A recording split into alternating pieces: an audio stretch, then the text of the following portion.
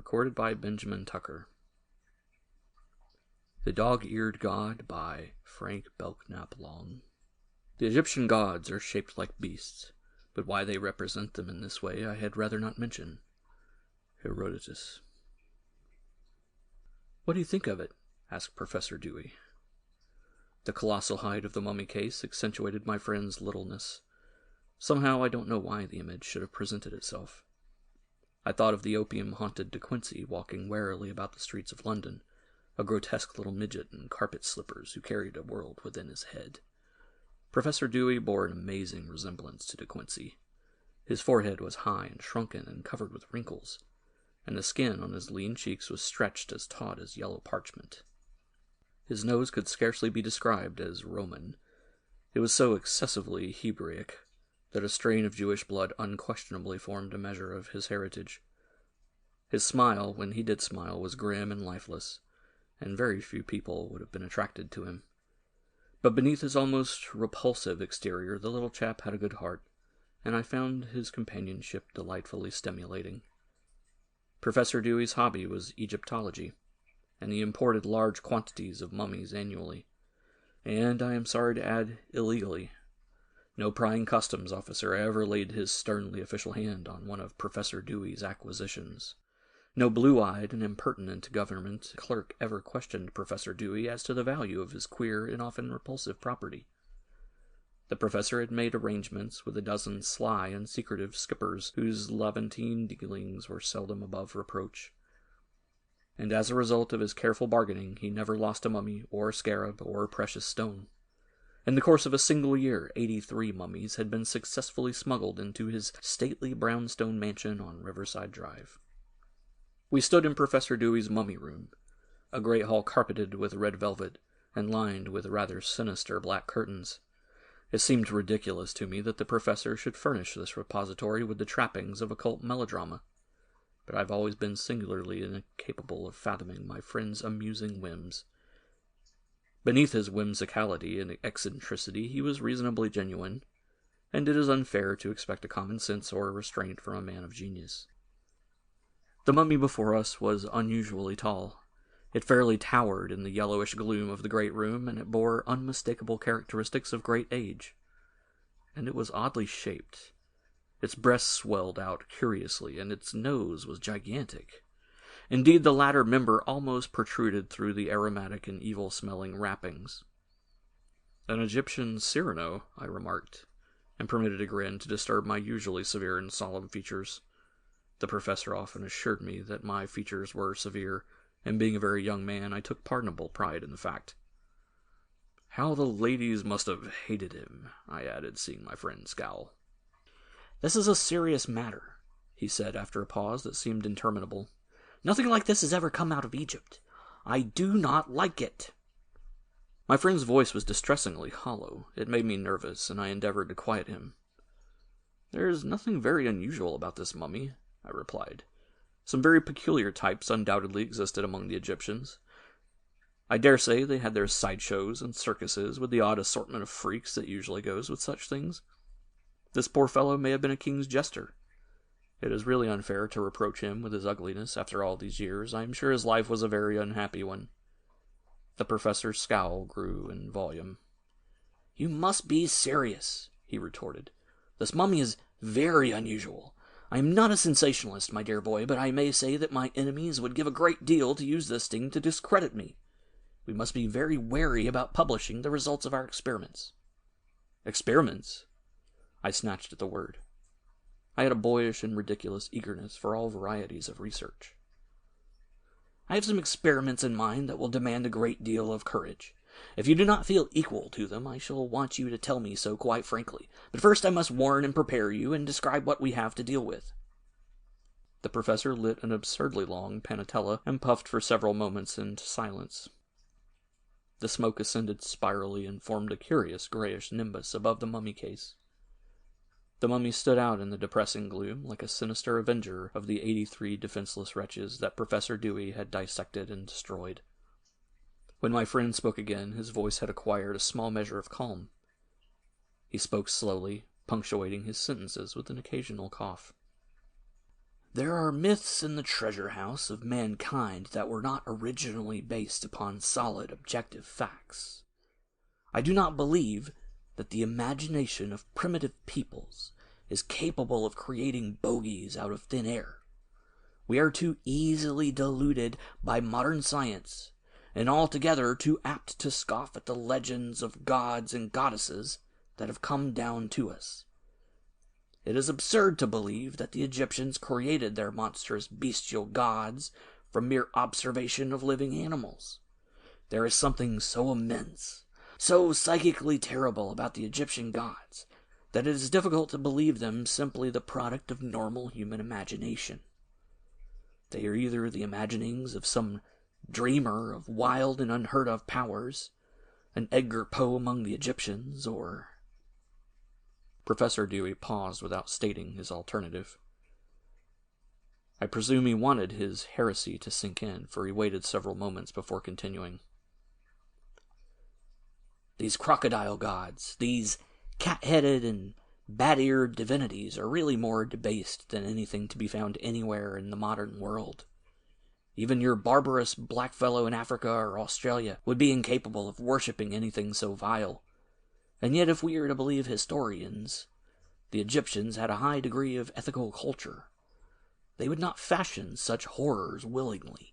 I have often thought... Again my friend hesitated, as if ashamed to put his theory into words. My eagerness apparently reassured him.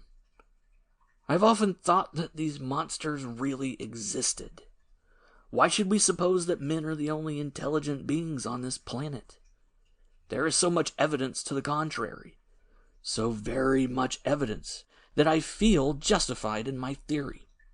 I do not think that I am a fool.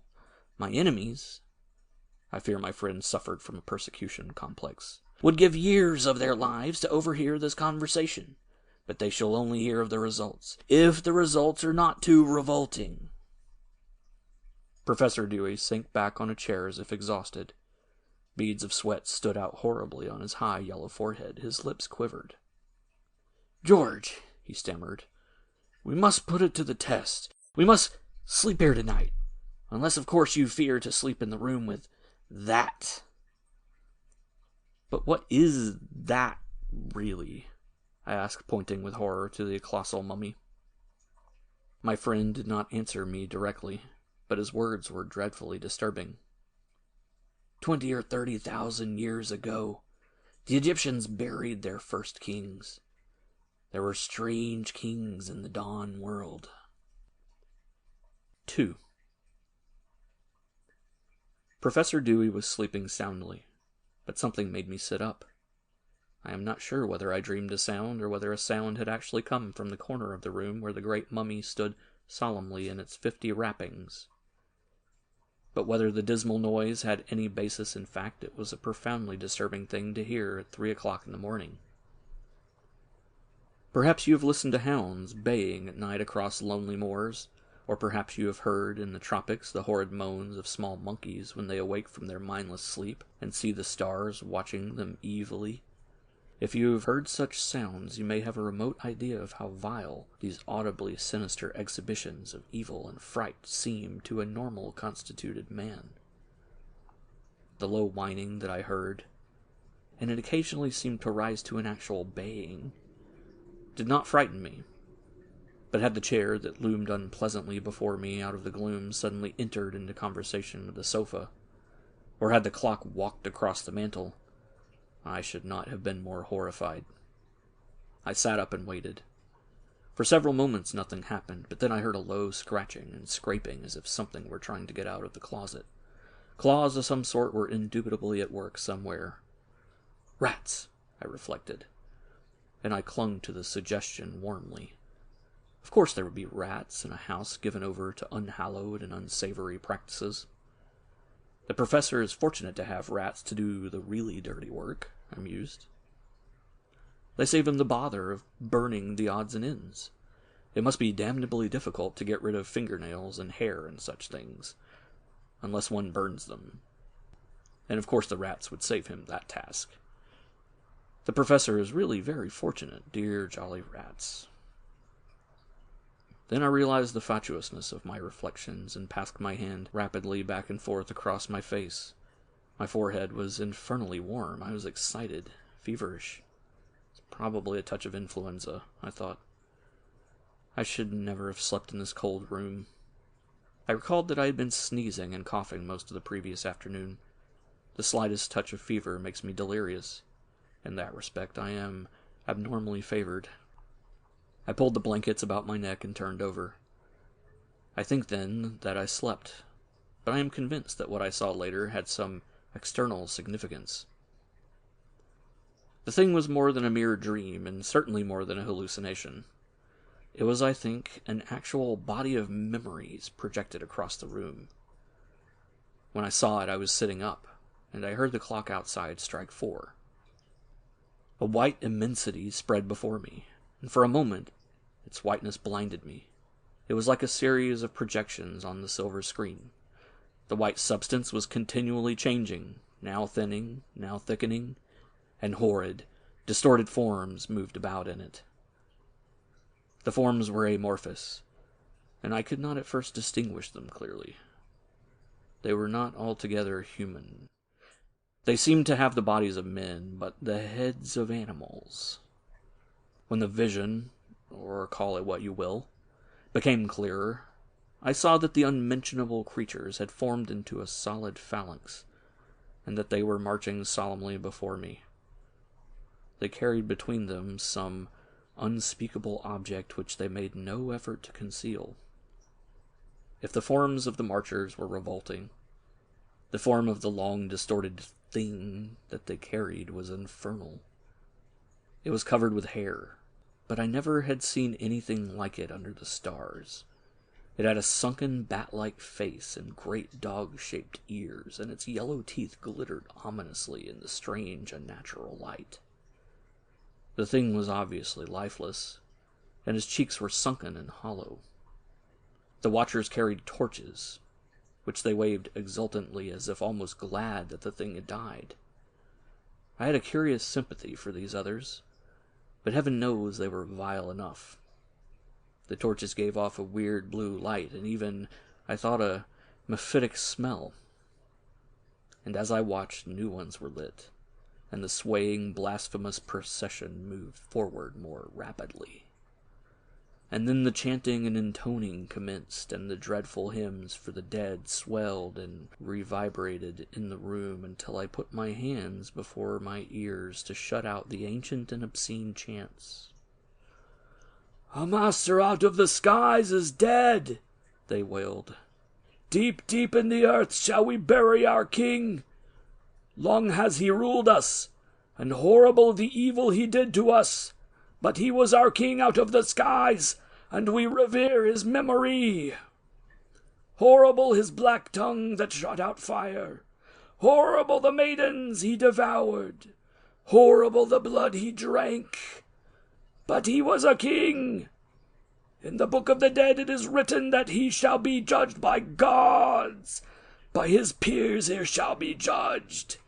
He shall appear as a snake, as a reptile before his peers, but by his ears they shall know him." Then the picture cleared terribly, and I saw that the procession trod hot reddish sands, and a great stone effigy loomed up behind him. It was a sphinx, but a more ancient sphinx than the one we know, and its eyes glowed banefully, and in a deep and perfectly round hole dug in the sand at the statue's base they had buried their king, and strewn gold dust upon him, and anointed his limbs with oil which they poured from jars of veined porphyry.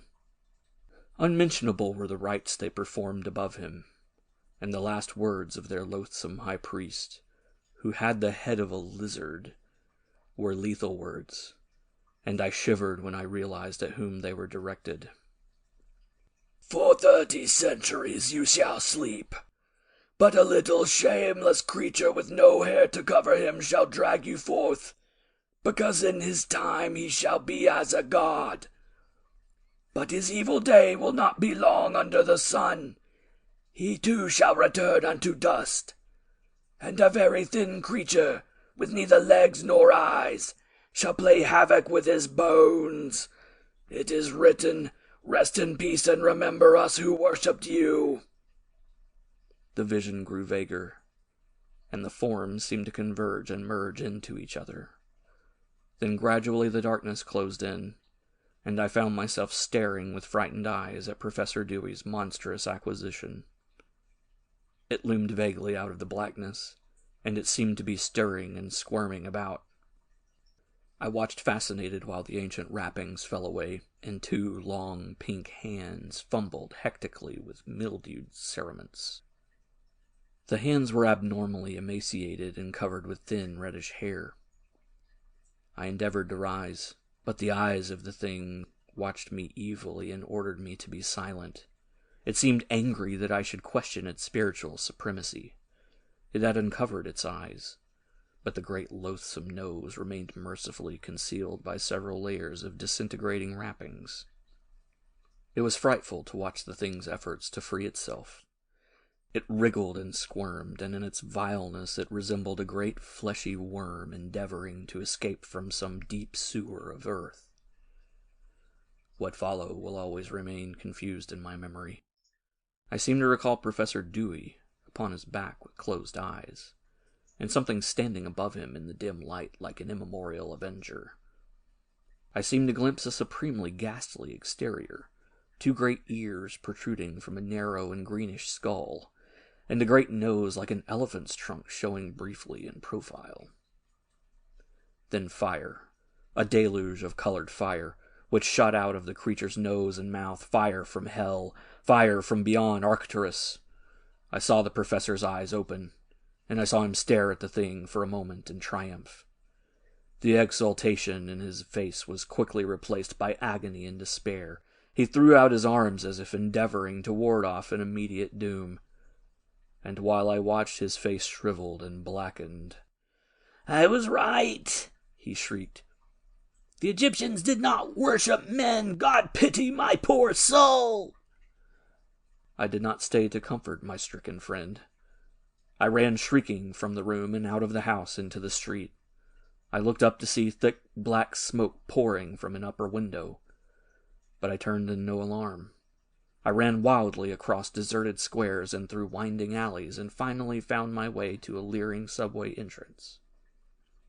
I fled insanely down the stairs and climbed over the turnstile without depositing a fare. Luckily, no one saw me. In a moment I was in a roaring train, my arms flung about a drunken beggar, and into his astonished ears I poured a tale that made him gasp and shake his head. "You young'uns allus get it somewhere," he grimaced. "I wish I had your luck." I have always found newspaper men exceedingly prosaic. The following cutting from a New York paper demonstrates my point. A fire in the Upper West Side caused a great deal of disturbance yesterday morning, when police reserves from 3 stations fought with firemen to keep excited passers-by from entering the burning building. For 2 hours, 30 or 40 hooded men endeavored to rescue the inmates and caused a great deal of disturbance. The police were unable to explain why utter strangers should take such an interest in one poor perishing wretch, since it was later ascertained that the house was occupied by an eccentric professor and misanthrope who was suspected of bootlegging operations. Patrolman Henley from the West 93rd Street Station claims that one of the would-be rescuers removed his hood for a brief moment and that his face was covered with fur and eaten away at the corners. Luckily for Patrolman Henley's reputation, he is known to suffer from migraine, and it is probable that what he imagined he saw had no basis in fact. The wildly excited attempts of strangers to enter the building completely frustrated operations, and the unfortunate inmate perished. For a moment he was seen at the window, and those who were standing on the sidewalk immediately underneath declared that his hair and beard were actually on fire. The upper portion of the building was completely destroyed. A number of curious bones were found in the room, including the skeleton of a gigantic dog. During the past week, 3 previous fires have been reported in the neighborhood, and the police are investigating rumors of a firebug. End of The Dog-Eared God.